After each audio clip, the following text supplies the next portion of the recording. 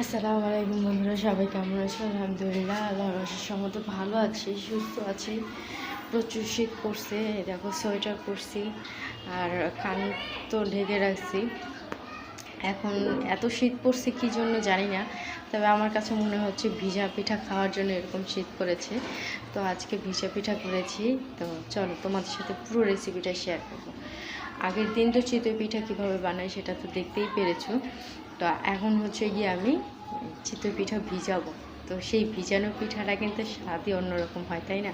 পিঠাটা কামড় দিলে রস টুকটুক করে পড়ে। চলো ভিডিওটা তোমাদের সাথে শেয়ার করি। তো আমি এখন গুড়টাকে জাল করে নেব আগে। আজকে রাত হচ্ছে গিয়ে বৃহস্পতিবার রাতে আমি হচ্ছে গিয়ে রান্নাটা শুরু করেছিলাম। ভিডিওটা সেখান থেকেই শুরু হয়েছে, যাতে শুক্রবার দিন সকালে আমরা সবাই খেতে পারি।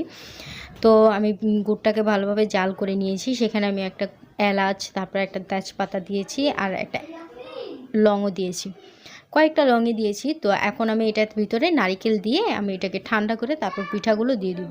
কারণ হচ্ছে গিয়ে পিঠাগুলোতে দিলে রসটা তাড়াতাড়ি টানবে আর পিঠাগুলো একটু নরম নরম হবে।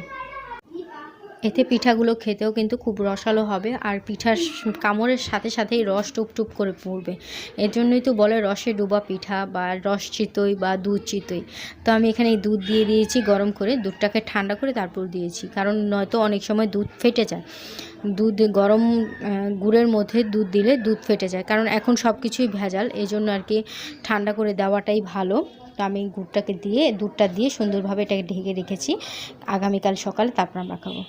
তো এখন হচ্ছে গিয়ে এটা হচ্ছে গিয়ে পরের দিন সকালে, নেক্সট ডেতে শুক্রবার দিন যেহেতু রান্নাবান্না করব। তো আজকে আমি একটু গরু মাংস রান্না করব। আর গরু মাংসটাকে আমি আগেই মাখিয়ে নিচ্ছি, মশলা টশলা দিয়ে সুন্দরভাবে আমি এটাকে মেখে রাখবো।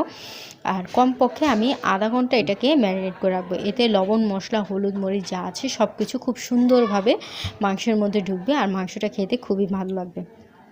মাংস রান্না করার আগে, যে কোনো মাংস রান্না করার আগে যদি ঘন্টাখানেক কিংবা আধা ঘন্টা অন্তত মিক্স করে রাখা যায় মশলার সাথে, তাহলে সেটা খেতে আরও বেশি স্বাদ লাগে, আরও বেশি মজা লাগে।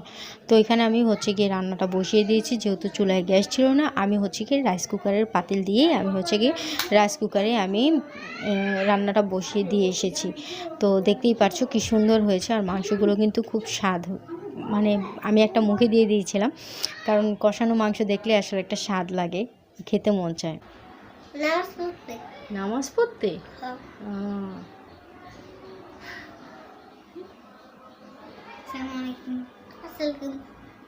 তুমি কার সাথে যাবা?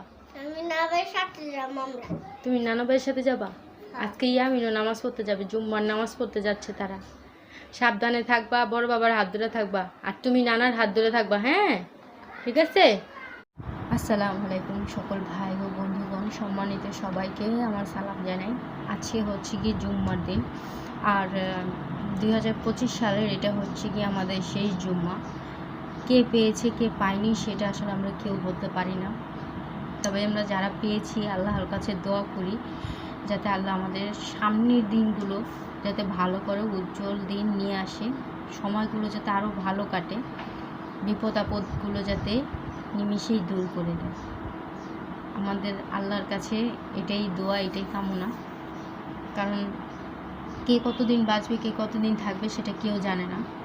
তো এজন্য আসলে আমাদের উচিত আল্লাহর কাছে সবসময় হাত তুলে প্রার্থনা করা, যে যতটুকু পেয়েছি, যতটুকু নিয়েছি আল্লাহর কাছ থেকে সেগুলো শুকরিয়া আদায় করা, আর হচ্ছে গিয়ে নতুন বছরের অগ্রিমভাবে আল্লাহর কাছ থেকে আসলে চেয়ে নেওয়া যে আল্লাহ তুমি আমাকে অন্তত শান্তিটুকু দিও, কিংবা ভালো রেখো, আমার আশপাশের লোকগুলোকে ভালো রেখো, তাদের সুস্থ সবল রেখো, এইটুকুই। তো আমার সোনার মানিকটা রেডি হয়ে গেছে, তারা নামাজে যাবে, চলো তোমাদের সাথে একটু দেখাই।